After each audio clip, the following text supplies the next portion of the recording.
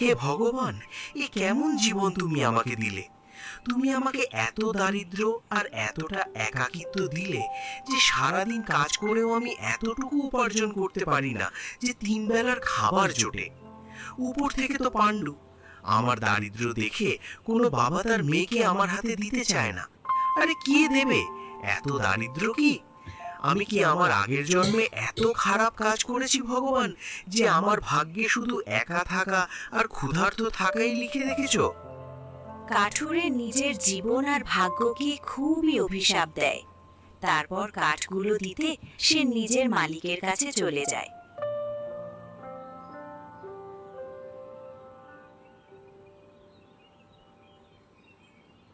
কি খবর কাঠুরে? আমার তোর প্রতি এইটুকুই আস্থা ছিল। এমনিতে তুই কোনো কাজের না, ওপর থেকে আবার গরিব আর কপাল পোড়া। তোমাকে কেউ কাজে রাখতে তো চায় না। হ্যাঁ, তুমি কাঠ এনে দেওয়ার কাজটা বেশ ভালো করো। আমার আশা, আমার প্রত্যাশার থেকেও ভালো কাজ করো। এই জন্য আজ আমি খুব খুশি। 5টা তামার মুদ্রা রাখো আর এখান থেকে চলে যাও। আর হ্যাঁ, কাল আবার কাঠ লাগবে। কাঠের প্রয়োজন আছে আমার। সময় মতন দিয়ে যেও। কথাগুলো কানে ঢুকিয়ে নাও। ঠিক আছে, যাও। আগে মালিক।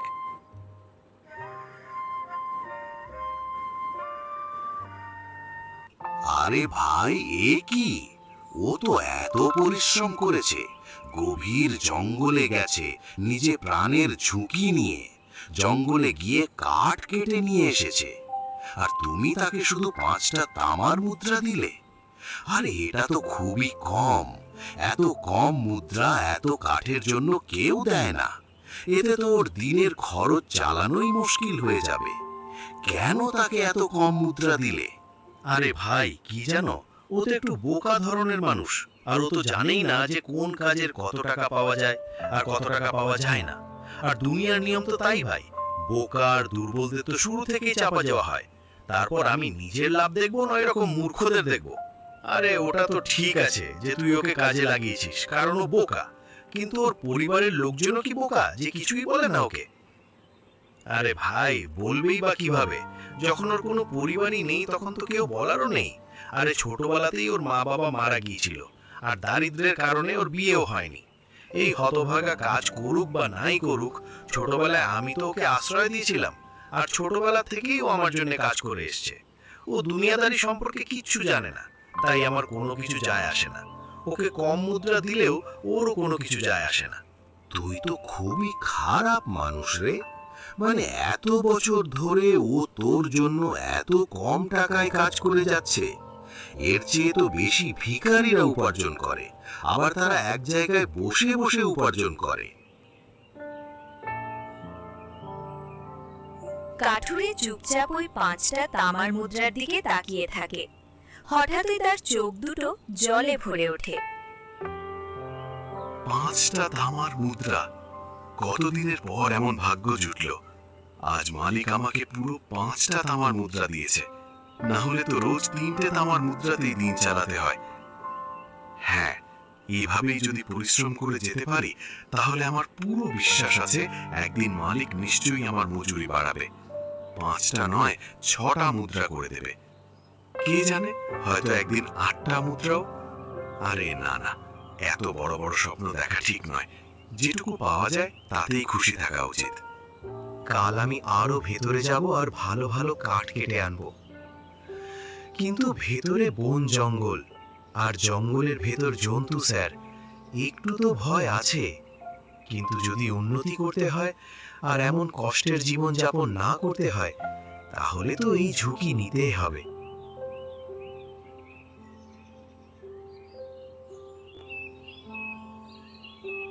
পরের দিন সে সকাল সকাল উঠে পড়ে আর মন্দিরের দিকে যেতে থাকে।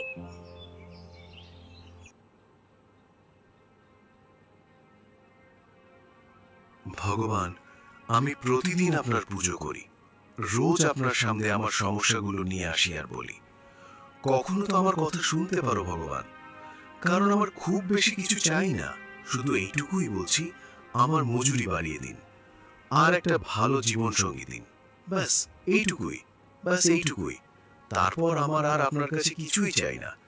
সত্যি সত্যি কথা, আমার শুধু আমার এই প্রার্থনাটি শুনে নিন ভগবান। আরে পুত্র, আজ তুমি এত তাড়াতাড়ি এলে, কি ব্যাপার? কিছু বিশেষ আছে নাকি? এই নাও প্রসাদ নাও, তারপর বলো কি কথা। আগে প্রসাদের জন্য ধন্যবাদ গুরুদেব। আজ আমি ভাবছি যে জঙ্গলের আরো ভিতরে যাব কাঠ আনতে, কারণ জঙ্গলের ভেতরে নাকি একটু ভালো ধরনের কাঠ পাওয়া যায়। গুরুদেব, যদি আমি ওই কাঠগুলো কেটে এনে দিই তাহলে মালিক খুব খুশি হবে। কে জানে, তিনি আমার মজুরি বাড়িয়েও দিতে পারেন, আর মজুরি না বাড়ালেও অন্তত ভালো কাঠ দেখে খুব খুশি হবেন, আর খুশি হয়ে পুরস্কার তো দেবেন। হ্যাঁ হ্যাঁ, কিন্তু পুত্র, জঙ্গলের ভেতরে যেও না, জঙ্গলের ভেতরে যেও না, সেখানে বিপদ আছে। বন্য জন্তু আর বিষাক্ত সাপে ভরা। তুমি যদি জীবিত ফিরে না আসো তবে টাকা নিয়ে তোমার কি হবে? কিন্তু গুরুদেব, বেঁচে থেকেও আমি কি করব? এমন জীবনের চেয়ে তো ভালোই যে আমি মরে যাই।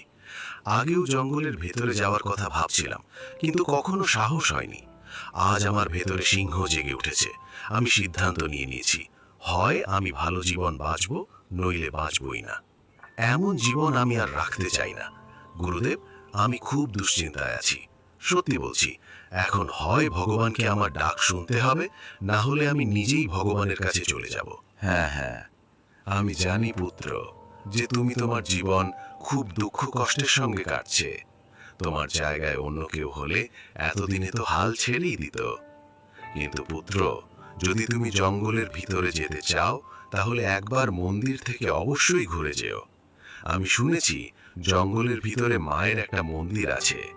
লোকজন বলে যারা মায়ের দর্শন পেয়েছিল সে কখনো খালি হাতে ফেরেনি, তার ইচ্ছে নিশ্চয়ই পূরণ হয়। তাই একবার শুধু ওই মন্দিরে ঢুকে সত্যিকারের মন থেকে নিজের ইচ্ছে চাইবে, তোমার ইচ্ছেও অবশ্যই পূরণ হবে। দেখো পুত্র। হ্যাঁ গুরুদেব, যেমন আপনি বললেন, আমি মন্দিরের ভেতরেও অবশ্যই যাব। এই বলে কাঠুরে জঙ্গলের দিকে যাত্রা শুরু করলো।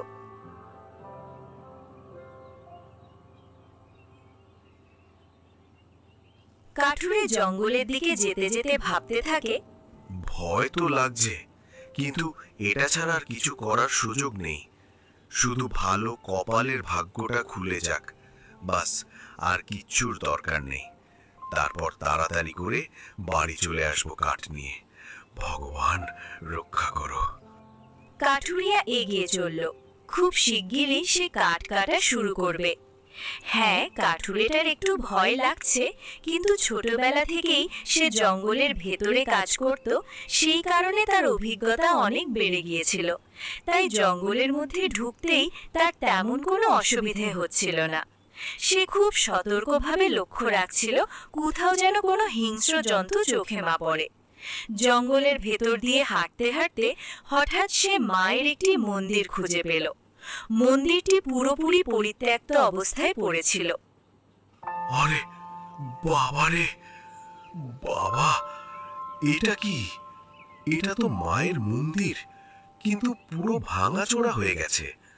আর এখানে এতগুলো জালি কেন ঝুলছে? মনে হচ্ছে এই জঙ্গলে হিংস্র জন্তু আর বিষাক্ত সাপের জন্য এখানে কেউ আর আসে না। মায়ের আশীর্বাদ নেওয়ার আগে আমার উচিত মন্দিরটা পরিষ্কার করে দেওয়া। কে জানে, মা হয়তো খুশি হয়ে সত্যি আমার মনের ইচ্ছে পূরণ করে দেবে। এরপর কাঠুরের মন দিয়ে মন্দির পরিষ্কার করতে লাগলো। ওম ওম মাতা, আপনি তো আমার সম্পর্কে সবকিছুই আগেই জানেন, তবু আমি আপনাকে বলছি, আমি খুব গরিব। এত পরিশ্রম করার পরও আমি ঠিকমতো দিনে দুবেলা খাওয়ারও পাই না। কখনো কখনো তো আমাকে না খেয়েই থাকতে হয়। আমার এই দারিদ্র্যের কারণে আমার বিয়েও হয়নি। এখন তো আমার আর কোনো আশাই নেই। ধীরে ধীরে বেঁচে থাকার ইচ্ছেটাও শেষ হয়ে যাচ্ছে। এখন আপনি আমার সাহায্য করুন মা, আপনি আমার শেষ আশ্রয়। আমার পুরো বিশ্বাস আছে যে যখন আমি এখান থেকে ভালো কাঠ নিয়ে যাব তখন তার ভালো দাম পাব, আর তারপর আমি প্রতিদিন এখানেই কাঠ নিতে আসব, যাতে আমি যেন আমার দারিদ্র থেকে একটু বেরিয়ে আসতে পারি। আর মা, যখনই আমি কাঠ নিতে আসব আমি অবশ্যই আপনার মন্দিরে আসব এবং প্রতিদিন এখানকার জায়গাটা পরিষ্কার পরিচ্ছন্ন করব। আপনার পূজাও করব, পূজাও দিব। শুধু আমার উপর আপনার আশীর্বাদ রাখবেন মা। এই কথা বলে কাঠুরে মন্দির থেকে বেরিয়ে এলো, এসে কাঠ কাটতে লাগলো। তারপর কিছুক্ষণ কাঠ কাটতে কাটতে তার যখন পুরো কাঠ কাটা শেষ হয়ে গেল, সে কাঠ নিয়ে বাড়ি ফিরল।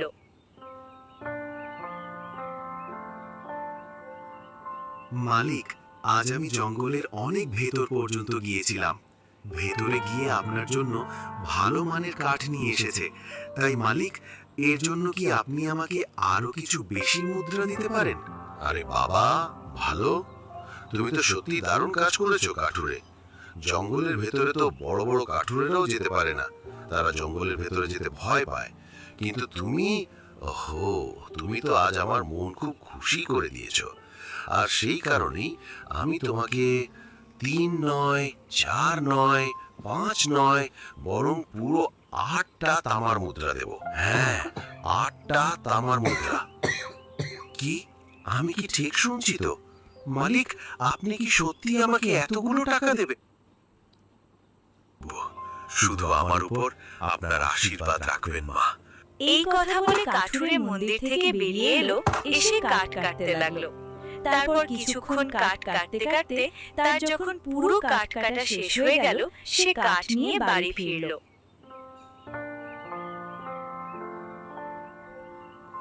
মালিক, আজ আমি জঙ্গলের অনেক ভেতর পর্যন্ত গিয়েছিলাম। ভেতরে গিয়ে আপনার জন্য ভালো মানের কাঠ নিয়ে এসেছে। তাই মালিক, এর জন্য কি আপনি আমাকে আরো কিছু বেশি মুদ্রা দিতে পারেন? আরে বাবা, ভালো, তুমি তো সত্যি দারুণ কাজ করেছো কাঠুরে। জঙ্গলের ভেতরে তো বড় বড় কাঠুরেরাও যেতে পারে না, তারা জঙ্গলের ভেতরে যেতে ভয় পায়। কিন্তু তুমি, ওহো, তুমি তো আজ আমার মন খুব খুশি করে দিয়েছো। আর সেই কারণেই আমি তোমাকে 3 নয়, 4 নয়, 5 নয়, বরং পুরো 8টা তামার মুদ্রা দেব। হ্যাঁ, 8টা তামার মুদ্রা। কি, আমি কি ঠিক শুনছি তো? মালিক, আপনি কি সত্যি আমাকে এতগুলো টাকা দেবেন? আমার তো বিশ্বাস হচ্ছে না। আপনাকে অসংখ্য ধন্যবাদ মালিক। আমি প্রতিদিনই জঙ্গলের ভেতর থেকে এমনই ভালো কাঠ এনে দেব। তখন আপনি কি আমাকে 8টা তামার মুদ্রাই দেবেন? আরে হ্যাঁ হ্যাঁ কাঠুরে, কেন নয়? তুমি কি ভুলে গেছো কোন দয়ালু মালিকের সাথে তুমি কাজ করছো? এই দুজনের কথা শুনে সেখানে দাঁড়িয়ে থাকা সবাই হাসতে লাগলো, ঠাট্টা করতে শুরু করলো। এরা সবাই হাসছে কেন মালিক? এখানে কি কোনো হাস্যকর কাণ্ড চলছে নাকি? আরে এইসব কথায় কান দিও না কাঠুরে, মন দিয়ে নিজের কাজটা করো। এরা সবাই একটু পাগল ধরনের মানুষ, সবাই সবসময় অন্যদের নিয়ে ঠাট্টা তামাশা করে। তুমি শুধু নিজেরই কাজটা করে যাও, আর প্রতিদিন জঙ্গল থেকে ভালো মানের কাঠ এনে আমাকে দিও। দেখবে একদিন তুমি অনেক টাকা রোজগার করতে শুরু করবে। হ্যাঁ মালিক, যেমন আপনি বলছেন, আমি রোজ আপনার জন্য কাঠ নিয়ে আসব। আপনার এই উপকারের জন্য অসংখ্য ধন্যবাদ মালিক, ধন্যবাদ। এই বলে কাঠুরে সেখান থেকে যেতে শুরু করলো। বাড়ি যেতে যেতে এক ব্যবসায়ীর সঙ্গে তার দেখা হলো। ব্যবসায়ী বলল, এই ভাই, এদিকে শোনো, শুনছি নাকি তুমি নাকি এইমাত্র যে কাঠগুলো বেচে এসেছো সেগুলি মাত্র 8টা তামার মুদ্রায় বিক্রি করেছো। সত্যি কি তুমি সেগুলো জঙ্গলের ভেতর থেকে নিয়ে এসেছিলে? হ্যাঁ, ঠিক শুনেছেন। কিন্তু কেন, আমি কি কিছু ভুল করে ফেলেছি? আরে ভুল তুমি কি বলছো? তুমি যে কত বড় ভুল করে ফেলেছো সেটা কি জানো? ভাবতেই পারছো না তুমি কত বড় ভুল করেছো। তুমি কি জানো না জঙ্গলের ভেতরের কাঠ কাটার উপর কড়া নিষেধ আছে? আমাকে তো কেউ এই কথা বলেননি, দয়া করে আমাকে ক্ষমা করে দিন। আমি সত্যিই জানতাম না।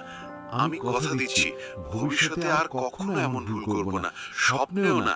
আমাকে ক্ষমা করে দিন। আরে বোকা, আমি তোমাকে জঙ্গলের কাঠ কাটার জন্য ধমক দিচ্ছি না। তুমি যে ওই দামি কাঠগুলো মাত্র 8টা তামার মুদ্রায় বিক্রি করে দিয়েছো সেটার জন্যই আমি রাগ করছি।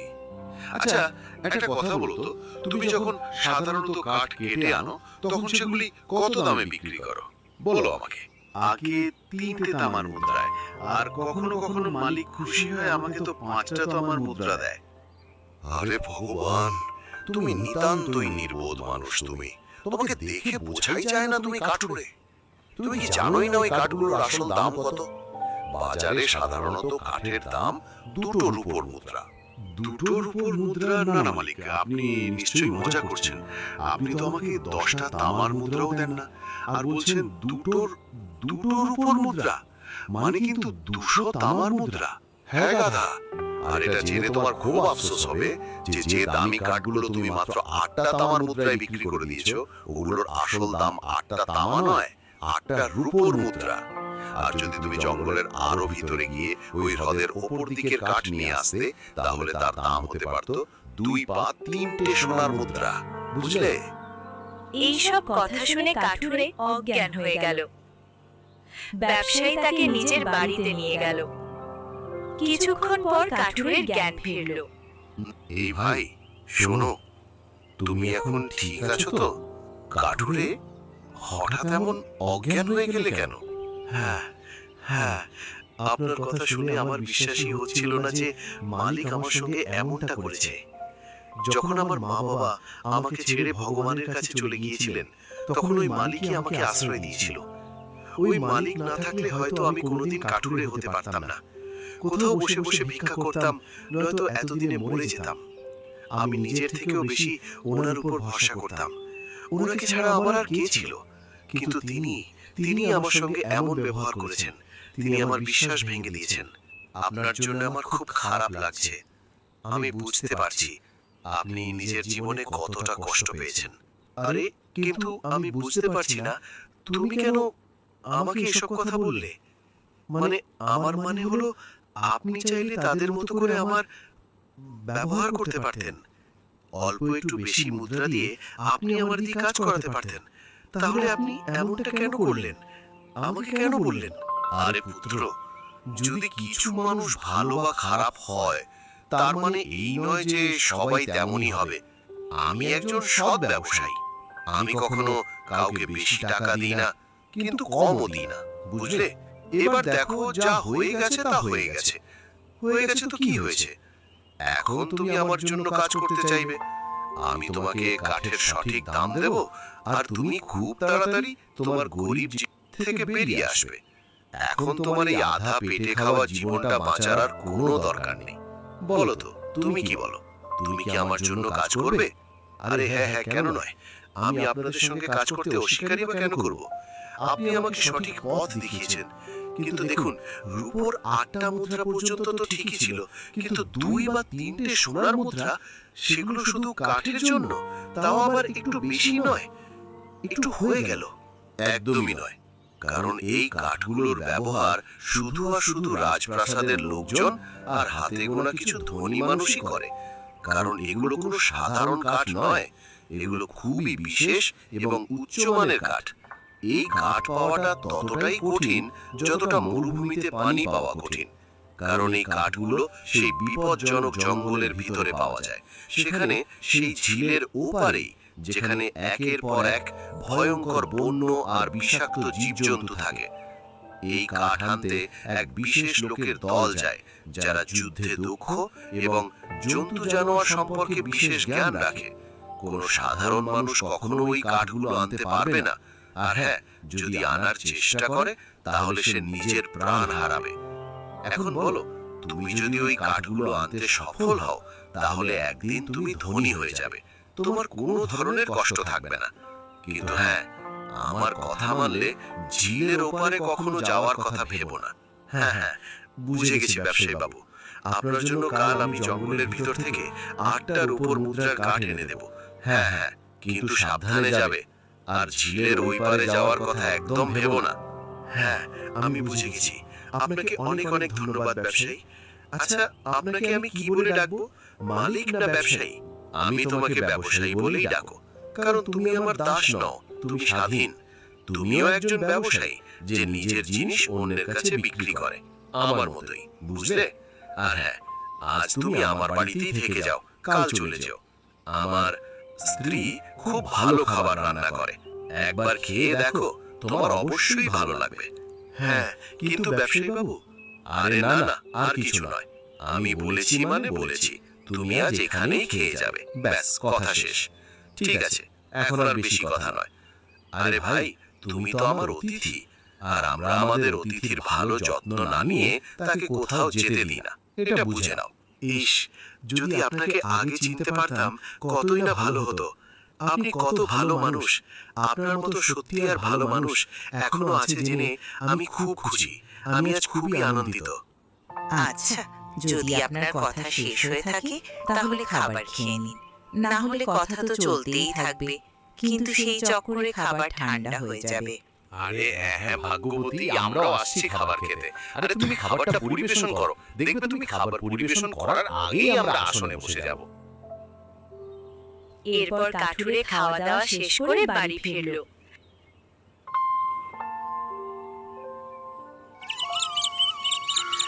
তারপর আবার পরের দিন জঙ্গলের দিকে রওনা দিল কাঠ কাটার জন্য।